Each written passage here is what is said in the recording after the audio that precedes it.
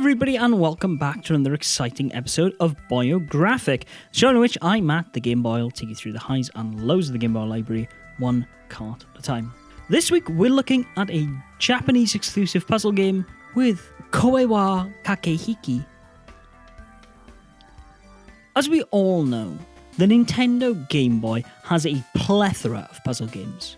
From Tetris to Picross, the system has plenty of games perfectly suited for killing a couple of minutes on public transport.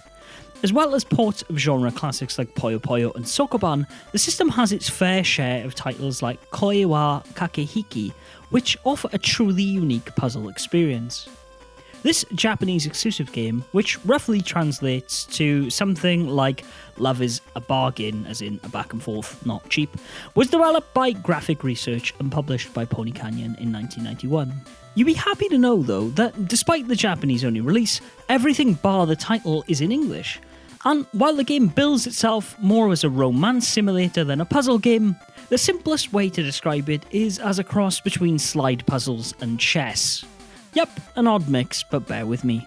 On a 6x6 checkerboard grid, you must create a clear path from your character in the top left to your love interest in the bottom right corner of the board. The problem is that you're competing against an AI opponent on the top right that's trying to get to his love interest on the bottom left side, so you're going to have to take it in turns to try and woo the ladies. On paper, it's pretty straightforward.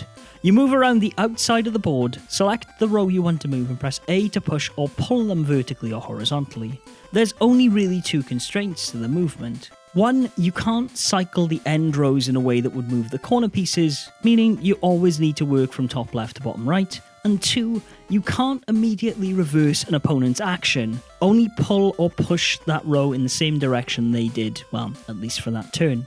As I said, incredibly straightforward.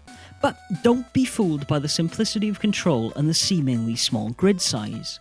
It's a lot harder than it looks.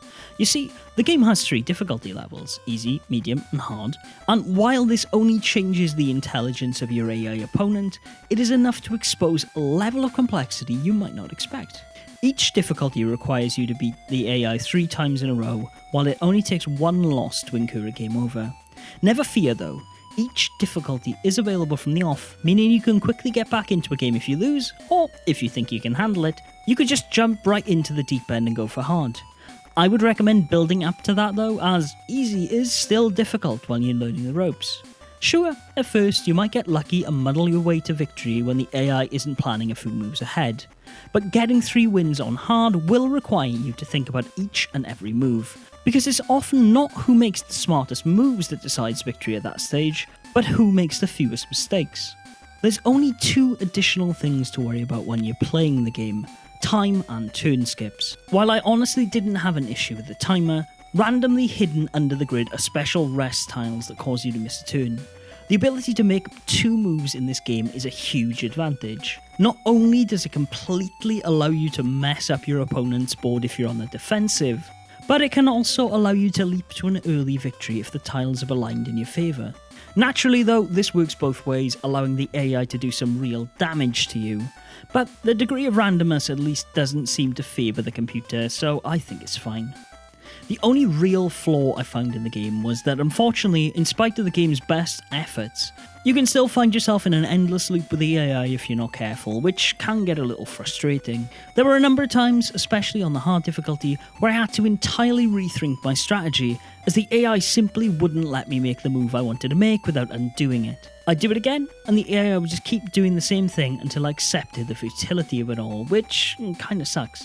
If you do master the hard difficulty in spite of these challenges though, there is also an extra special difficulty that can be accessed on the title screen by pressing down, up, right, left and B.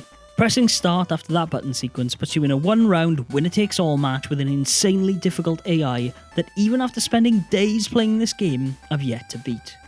And that's really the game in a nutshell, a competitive slide puzzle with increasing difficulty. Sure, there is a little bit of customization available to the player in terms of speed, which love interest you'd like to go after, and whether you want to move around the grid with the buttons or the D-pad, but it's pretty no frills otherwise. Even beating the game on one of its various difficulties will result in the same static rendering of your love interest and a message of congratulations. It's not a flashy game by any means, but I have to say I found myself really enjoying it all the same. I put that down to a number of factors. First, the game is incredibly unique. I actually kind of hate slide puzzles, but this game takes the basics of that mechanics to make a surprisingly deep multiplayer game that I would love to see brought into the modern day. Secondly, the AI doesn't seem to follow any obvious patterns, making the game incredibly replayable. And last but not least, well, the music is pretty damn catchy. Seriously, even the one Street Fighter-esque digitised grunt you hear upon defeat didn't really annoy me after losing countless matches on the special difficulty, which says a lot. While Koi Wa Kakehiki is certainly lacking in variety, what it does incredibly well. Sure, it could mix things up with some power-ups, maybe even a larger grid, but the core gameplay is solid, and thanks to the AI, there's a lot of replayability to be had here. If you're tired of Tetris and sick of Dr. Mario, this might be one to put on your wishlist. If you want a puzzle game that's got more variety than strategic depth, however, maybe I'd let this one slide. And that brings us to the end of another Boyographic, ladies and gentlemen. I hope you've enjoyed. If you have, please share, like, subscribe, all of that good stuff, and I will see you again next week for another episode of Boyographic. Until then though, everybody, be sure to game on.